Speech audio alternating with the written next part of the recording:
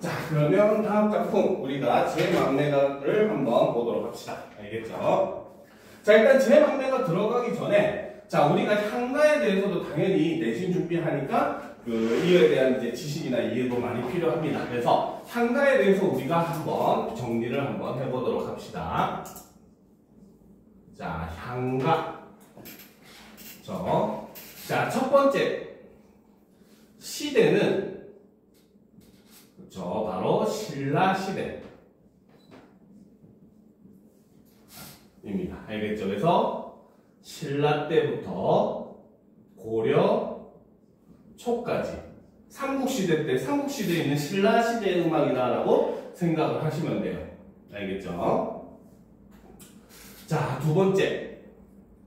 자, 향가의 주 향유 계층은 자, 제막내가의 작가도 보면 월명사라고 마치 절 이름처럼 되어 있잖아요. 그렇죠? 자, 그렇기 때문에 이때 당시에 향가를 향유한 주 계층은 바로 귀족 계층이었어요.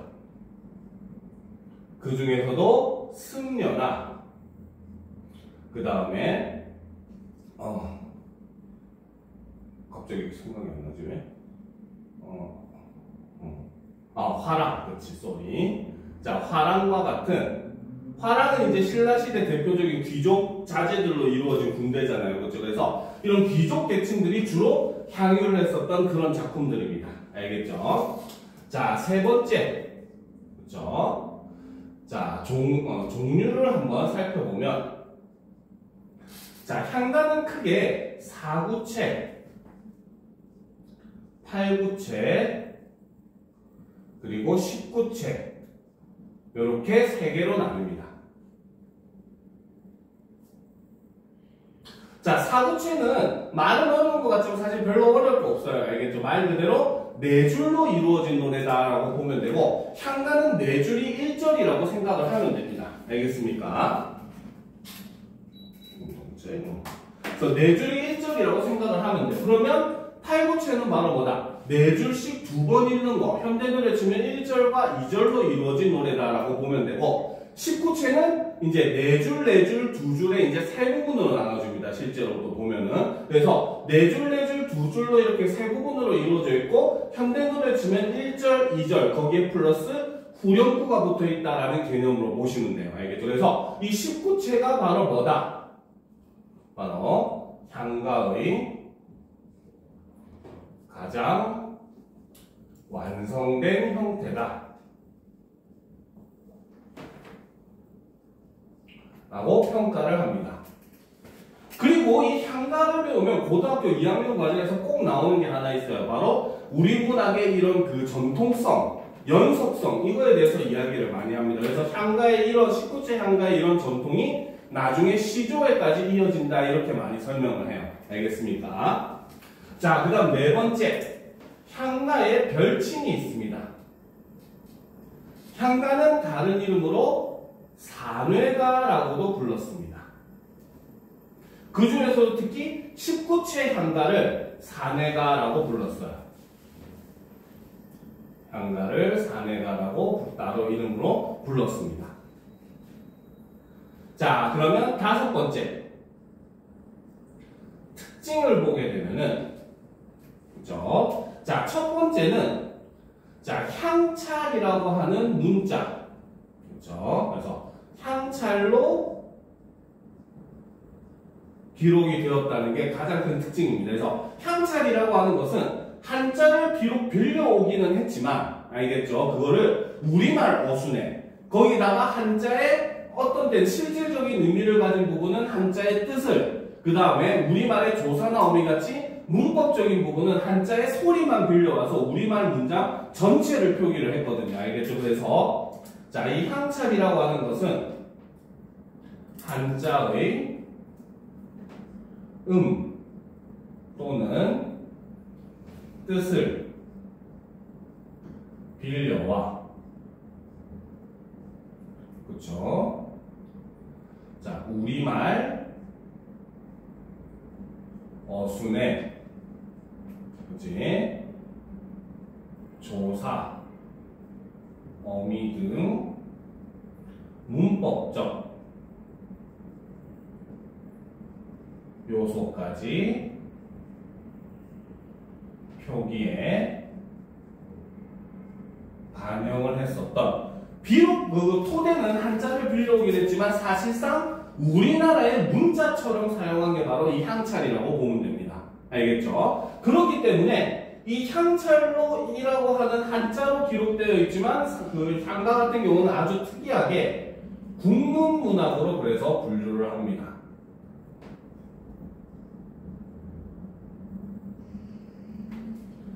알겠습니까?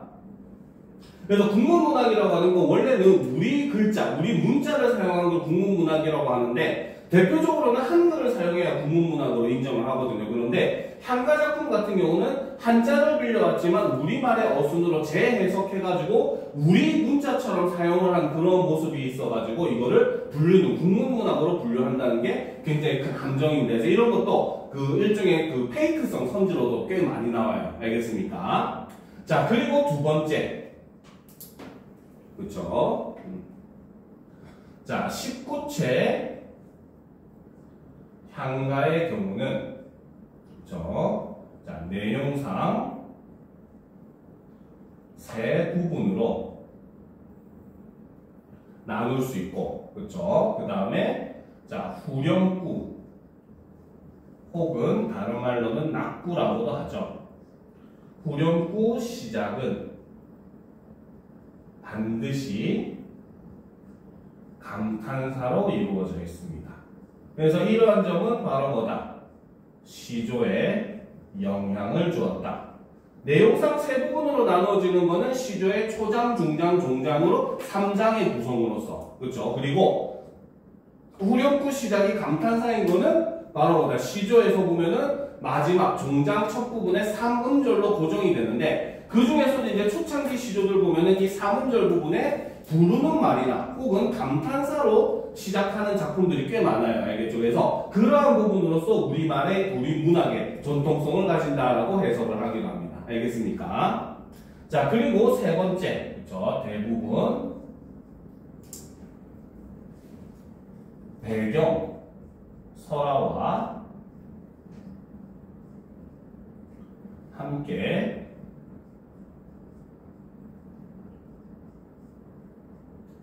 전해집니다.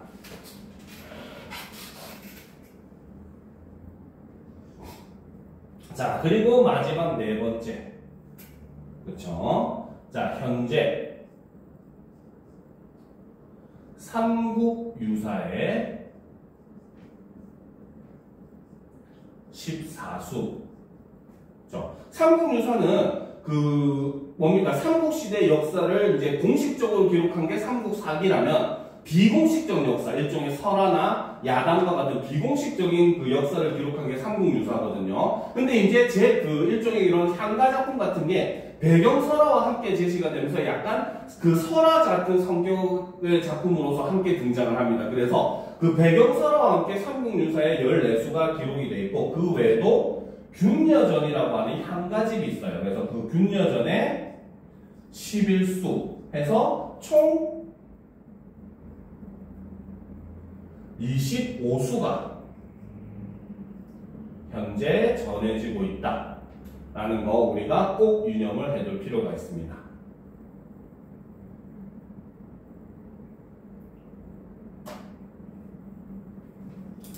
됐습니까? 그렇죠? 자, 그러면 일단 우리가 이번 시간에 향가의 대표적인 작품도 너무 많이 배우기도 했었어요. 그렇죠? 바로 제망래가에 대해서 또 한번 그래도 내신에 들어가니까 간단하게 한번 살펴보도록 합시다. 그렇죠? 자, 정리를 해보면, 자, 이 글의 갈래는 19채 향가입니다. 자, 성격은 추모죠. 바로 죽은 누이를 뭡니까? 추모하는 내용이고, 다음 애상적, 누이의 죽음을 안타까워하는 내용이고, 그 다음 불교적, 마지막에 이제 미타찰이라고 해서 불교적인 종교적 성격을 굉장히 진하게 가지는 그런 작품이죠. 자, 주제는 그렇죠. 바로 자, 누이의 죽음으로 인한 슬픔과 극복 의지를 담고 있는 작품이고, 그 다음 유한한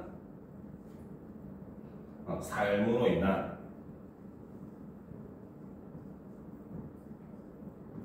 괴로움의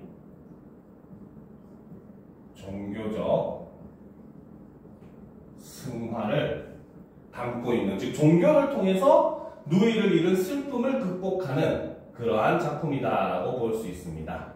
자, 특징은 첫 번째로, 그죠? 자, 정제되고 세련된 기교를 사용을 합니다. 즉, 고전 작품임에도 굉장히 이제 비유적이고 상징적인 그러한 시어들을 많이 사용을 하죠. 자, 그 다음에 두 번째로 누이와의 이별의 아픔을 자연현상에 비유를 합니다. 자, 그리고 마지막 세 번째, 그쵸? 자, 죽음이라는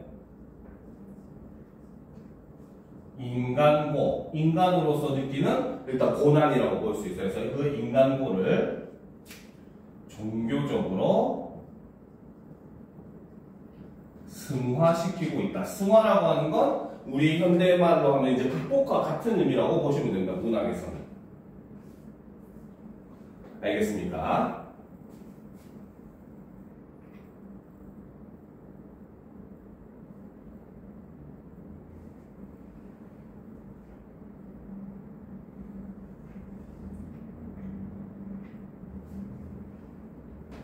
됐죠? 자, 그래서 이제 가장 대표적인 19체 향가 중에 하나인 제망매가에서 대해서 배우도록 합시다. 자, 여기서 제자는, 제목에서 제자는 바로 제사제자입니다. 제사지내다. 이런 뜻이에요. 자, 그럼, 그 다음, 망매는 이를 망자의 누이매자. 그쵸? 바로 누이를 잃었다. 라고 보시면 됩니다. 즉, 바로 해석을 하면 바로 뭐다? 누이를 잃고 제사 지내는 노래다라는 거죠. 그러면 누이를 제사 지낸다는 것은 바로 뭐다? 누이가 어떻게 되었다? 그치, 죽었다는 걸 나타낸다라고 볼 수가 있습니다. 자, 배경설화에 따르면은, 자, 월명사에는 이제 한 명의 누이가 있었나 봐요. 알겠죠? 그런데 그 누이가 갑자기 어느 날 갑자기 죽음을 맞이하게 됩니다. 어떤 이유인지는 기록되어 있진 않아요. 알겠죠? 근데 어쨌든 누이가 갑자기 죽게 됩니다. 그래서 그 누이를 제사를 지내면서 이 노래를 지어서 불렀다고 전해져요. 알겠습니까? 그랬더니 노래가 딱 끝마침과 동시에 갑자기 서쪽 하늘에서 바람이 동쪽에서 바람이 휙 하고 불어오더니 그 제사상 위에 놓여있던 지전, 종이돈이거든요. 이 제사에서는 이 종이돈을 불에 태워줌으로써 이 돈으로 죽은 사람이 노잣돈을 내서 저승으로 간다고 얘기를 해요. 알겠죠? 그래서 그 종이돈이 갑자기 바람에 날려서 휙 하고 서쪽으로 날아가더라라고 하는 그런 그 배경설화와 함께 전해지는 그런 작품입니다. 알겠습니까? 자, 그러면 이제 우리가 보도록 합시다. 처음부터 내용을. 자, 생사길은 바로 삶과 죽음의 길이라는 거죠. 삶과 죽음의 길을 나타냅니다. 자, 그런데 요거 첫째 줄만 우리가 향가의 특징을 조금 설명하기 위해서 선생님이 해석하는 방법을 간단하게 설명을 할 거예요. 알겠죠? 자, 여기서 보면 생사로은이라고 되어 있습니다. 알겠습니까? 자, 이것서 뜻과 소리로 나누게 되면은 생자는 바로 살다. 생자죠. 그쵸? 그 다음, 사자는 바로 죽다. 사자, 죽을 사자죠. 그쵸? 그 다음, 로자가 바로 길, 로자입니다. 그쵸? 그 다음, 은자는 바로 숨다. 은자죠. 자, 그러니까 지금 이 작품에서는 첫 번째 해석은 지금 생사, 길은 이렇게 해석을 했잖아. 그치? 그래서 해석을 할 때 여기서는 생, 사, 삶과 죽음의 길, 요렇게 해석을 할 수가 있습니다. 알겠습니까? 이 중에서도 생사 같은 경우는 솔직히 그냥 삶과 죽음이다라고 해석을 해도 되는데 어쨌든 이 작품을 해석한 대부분 이제 여러분들 교과서의 해석은 양주동이나 혹은 김한진 두 사람의 해석을 따르거든요. 알겠죠? 그래서 이 사람들은 그냥 생사로 해석을 하고 길은 실질적인 의미를 가졌기 때문에 뜻을 빌려왔어. 그치? 근데 우리가 주의할 점은 바로 요 점이죠. 바로 은. 자, 요거는 바로 뭐다? 바로 보조사 은을 이렇게 표현을 한 겁니다. 그래서 이 부분은 바로 뭐다? 바로 문법적 의미, 즉 조사이죠. 의미이기 때문에 바로 음차 한자의 소리를 빌려와서 이렇게 표기를 했다는 거죠. 알겠습니까? 우리가 실제로 고1 마지막에 결국은 고2 마지막 문법으로서 중세국어를 배웠잖아요. 그치? 그치? 자, 그랬기 때문에 우리가 이런 거는 시험에 고등학교 2학년 과정에서는 물론 대부분은 내용 묻는 문제를 위주로 나오긴 하지만 이런 걸 묻는 성질도 나올 가능성이 있기 때문에 알아두면 굉장히 도움이 될 겁니다. 알겠습니까? 됐죠? 자, 봅시다. 그래서 생사길은 삶과 죽음의 길은 예 있음에 머뭇거리고, 자, 여기서 예라고 하는 거는 바로 여기 이승을 뜻한다라고 볼 수 있다는 거죠. 자, 그러니까 화자는 바로 뭐다? 여기 있기 때문에 머뭇거리더라라고 얘기합니다. 여기서 드러나는 화자의 정서는 바로 두려움, 슬픔 이런 걸 볼 수 있다는 거죠. 자, 그래서 이 부분을 정확히 해석을 하면 어떻게 해석할 수 있냐면, 자, 우리가 일반적으로 살아가면서 죽음에 대해서 생각을 잘 안 하죠.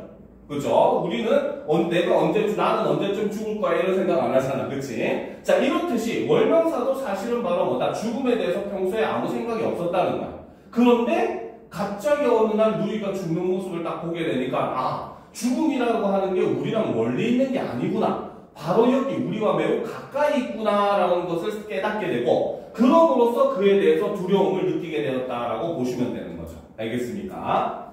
그래서 생사길은 여기 있기 때문에 머뭇거리고, 나는 간다는 말도, 자, 여기서 나. 자, 근데 여기서 간 사람은 누굽니까?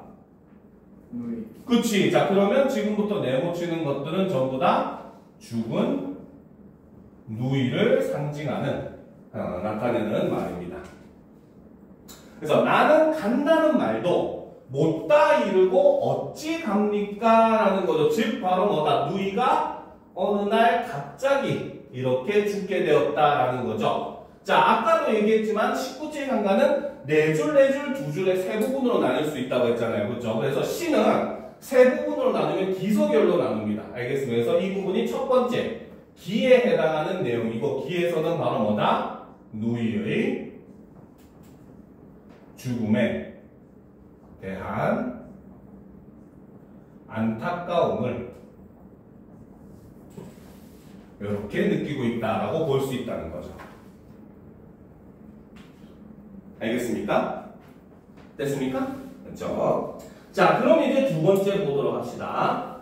자, 어느 가을 이른 바람에, 자, 여기서 이제 우리가 이 가을이라고 하는 시어, 예전에 이제 어떤 학교에서 이 부분에 관련된 그 선지가 나왔거든요. 알겠죠? 자, 사실 여기서 가을이라고 하는 표현은 진짜 지금 누이가 죽은 게 가을이다라는 의미로 해석을 하지 않아요. 알겠습니까? 바로 사람의 일생을 어떻게 보면 1년에 비유했다라고 볼 수가 있어요.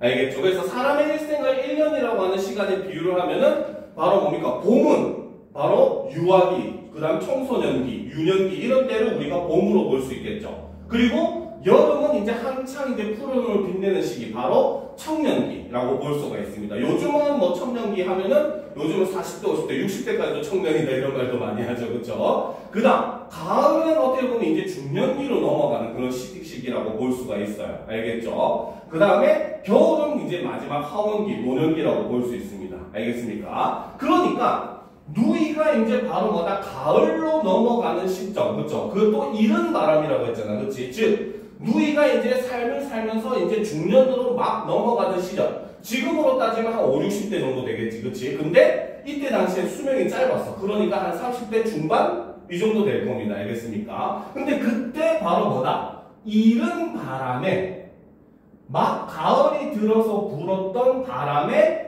이렇게 저렇게 떨어지는 나뭇잎처럼 누이가 떨어져 버렸다, 죽었다라고 본다는 거죠. 그러면 이 이른 바람이라고 하는 것은 바로 뭐다? 누이의 요절을 상징한다. 요절이라고 하는 게 자신의 이제 천수, 그 하늘로부터 받은 수명을 다 누리지 못하고 갑자기 일찍 죽는 걸 우리는 요절이라고 합니다. 알겠습니까? 그래서 누이가 이렇게 막 중년에 접어든. 그래서 다른 학교에서 이 부분에 대해서 어떤 선지가 나오냐면 가을이라고 하는 거를 계절적 배경이라고 이렇게 해석한 선지가 틀린 선지로 나왔어요. 알겠죠? 그래서 사실 이런 건 전부 다 상징적인 의미다라고 보시면 됩니다. 알겠죠? 그래서 이렇게 저렇게 떨어지는 나뭇잎처럼이라고 되어 있죠. 그래서 이에 저에 떨어질 잎처럼, 여기서 떨어질 잎도 역시 죽은 누이를 상징합니다. 그래서 여기서는 바로 뭐다? 특히나 죽은 누이를 자연현상, 바로 떨어지는 잎의 현상에 비유를 하고 있죠. 처럼이니까 그 중에서도 지규의 방식을 사용을 하고 있습니다.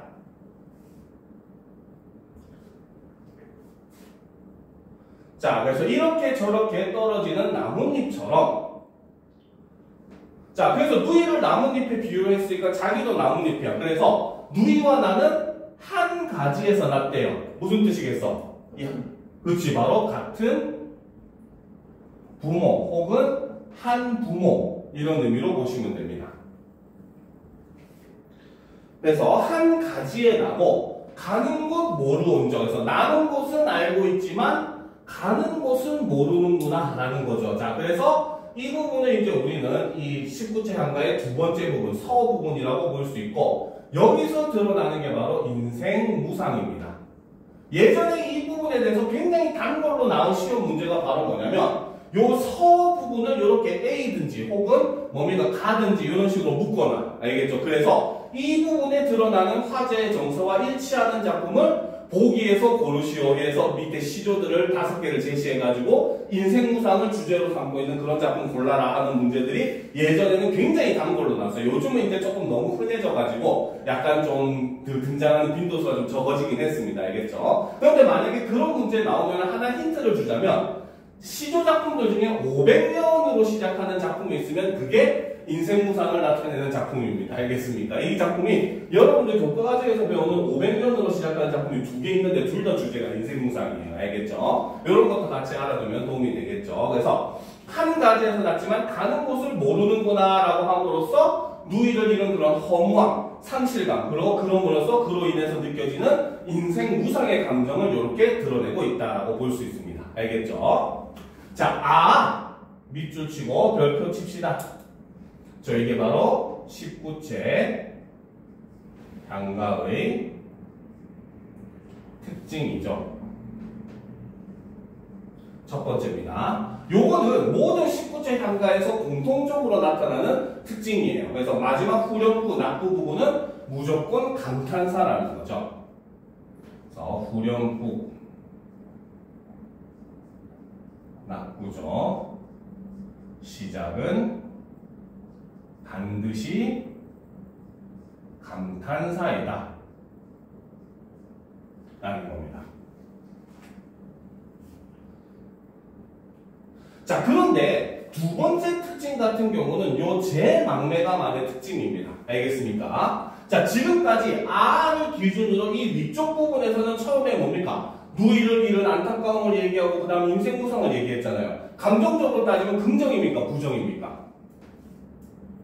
그치, 부정적 감정 얘기했어요. 그쵸? 근데 이제 이 뒷부분 내용을 보면 이제 극락세계에서 우리 다시 만날 거니까 나는 그날을 돌을 닦으면서 기다리겠다 얘기함으로써 재회를 소망하고 있는 장면. 긍정적인 면이 나와요. 알겠죠? 그래서 이 작품만의 특징으로서는 이 아가 바로 시상의 전환을 하는 그러한 부분이다라고 볼 수 있습니다. 모든 19체 향가가 다 그 감탄사가 즉 시상의 전환을 하는 건 아니지만 이 작품에서는 시상의 전환의 역할을 합니다. 알겠습니까? 자, 그럼 또 계속 보도록 합시다. 미타찰에서 다 만날 나라고 되어 있죠. 역시 미타찰 밑줄 치고 별표 칩시다.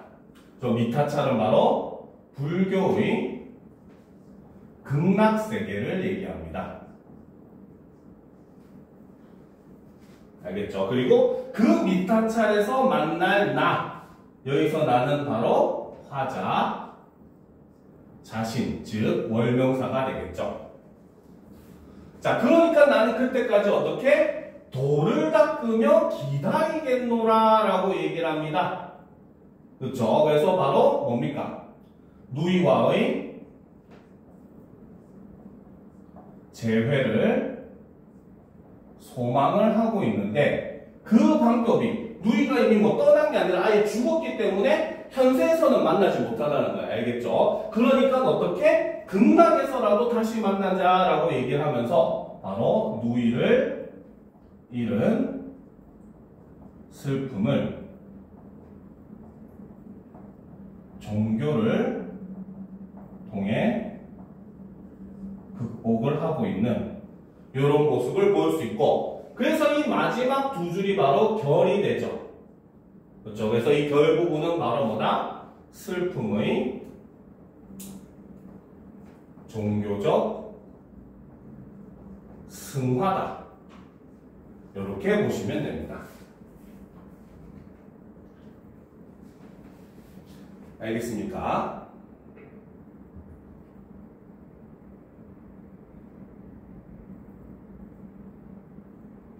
자, 그래서 이제 우리가 아까 앞에 배경설화 얘기를 다시 또 가지고 오면, 배경설에서 보면은 바로 뭐야? 종이돈이 서쪽으로 날아갔다고 했잖아요. 그렇죠? 즉 서쪽은 불교에서는 극락세계를 상징하는 곳입니다. 그래서 손오공 삼장법사 접팔기에 나오는 그 소설 제목이 서유기, 서쪽으로 유랑하는 기록이잖아요. 알겠습니까? 그래서 서쪽이 불교에서는 극락세계를 나타내요. 그러니까 이 배경설화 해석을 어떻게 하냐면, 누이가 이 노래를 듣고 그래 내가 먼저 극락에 가 있을 테니 나중에 우리 같이 만나자 이러면서 누이가 이 노래에 화답했다 이런 의미로 해석을 합니다. 알겠습니까?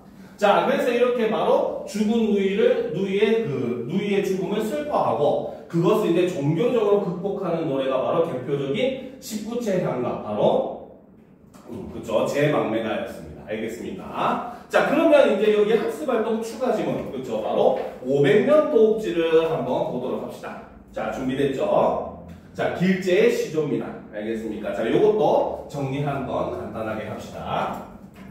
자, 이 글의 갈래는 자, 평시조이고 한 개 작품으로만 이루어져 있기 때문에 단시조입니다.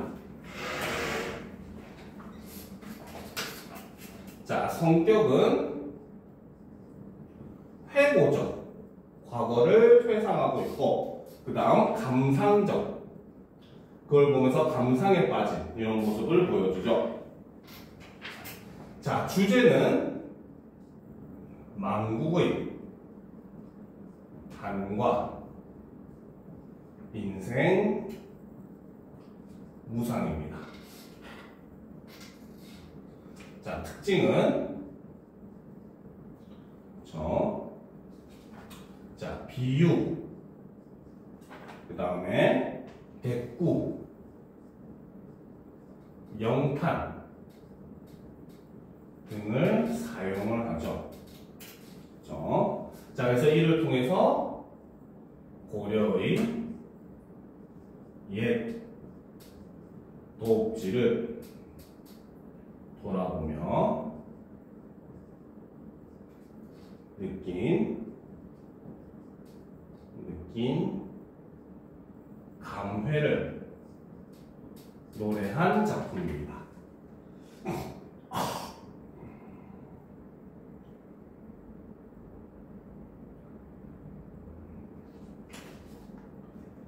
됐습니까? 자, 그래서 여기 뭡니까?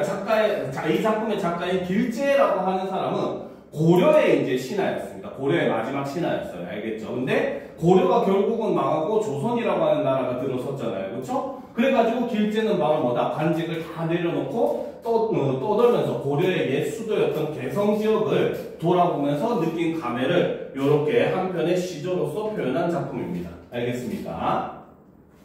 자, 그러면 보도록 합시다. 500년 도읍지를, 자, 여기서 말하는 500년 도읍지는 바로 고려의 옛 수도인 개성 지역을 얘기합니다. 개성.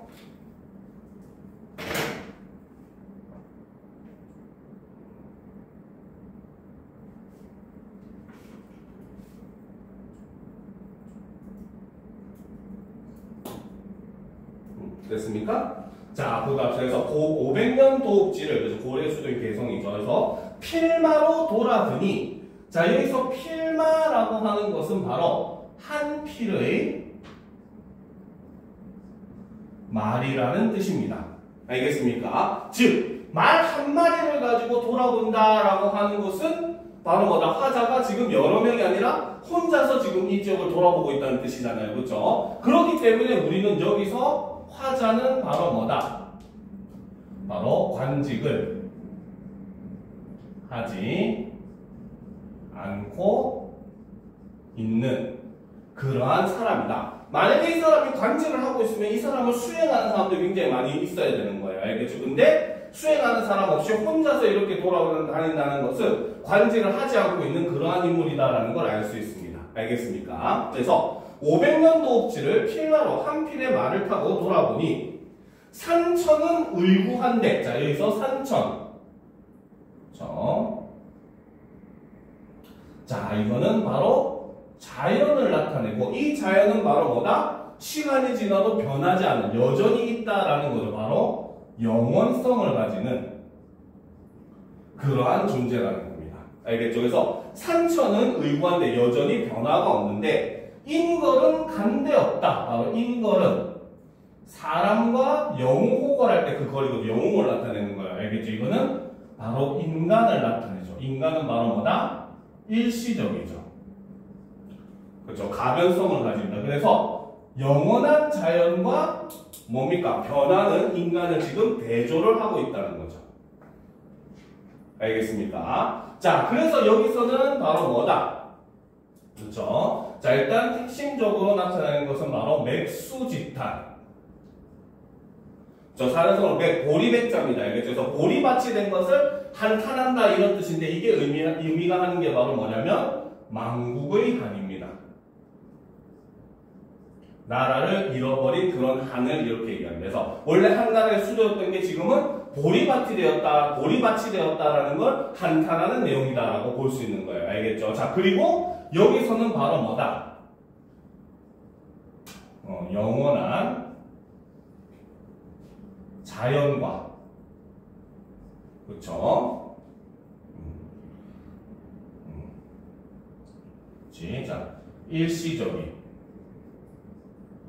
인간을 대조를 함으로써 이를 통해 인생 무상을 이렇게 표현을 한 거죠. 그래서 여기서 사용된 게 바로 대꾸와 대조의 방식을 사용을 하고 있습니다.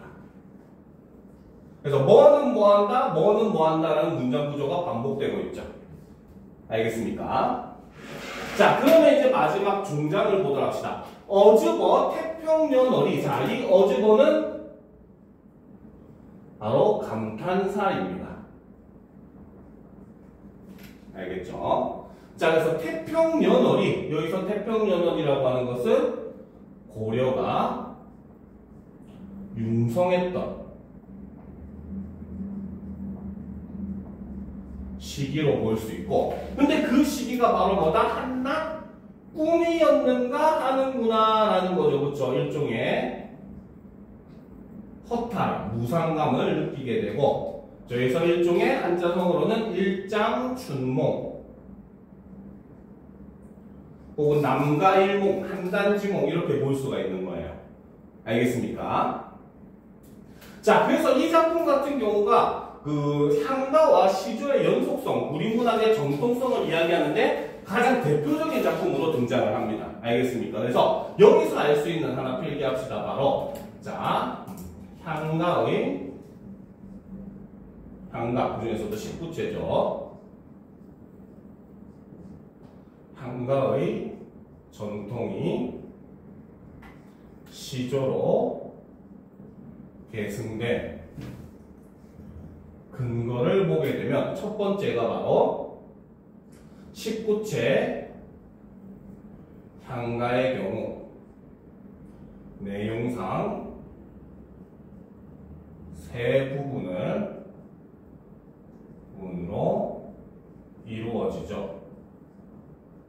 그래서 이 이루어진 게 바로 시조의 경우는 바로 3장, 초장, 중장, 종장. 그래서 3장의 구성을 따른다는 점.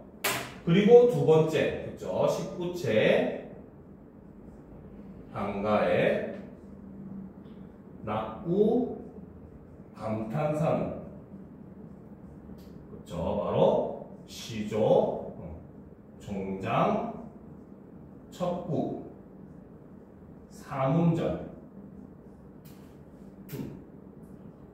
고정이 된 요 부분으로 전통이 이어진다라고 이야기를 한다는 거죠.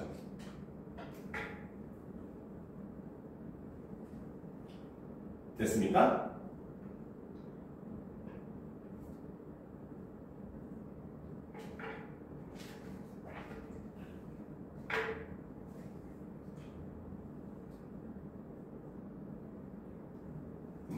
자, 이번 시간은 여기까지 하고 우리가 55분이니까 10분 정도 쉰 다음에 이제 1300으로 넘어갑시다. 알겠죠?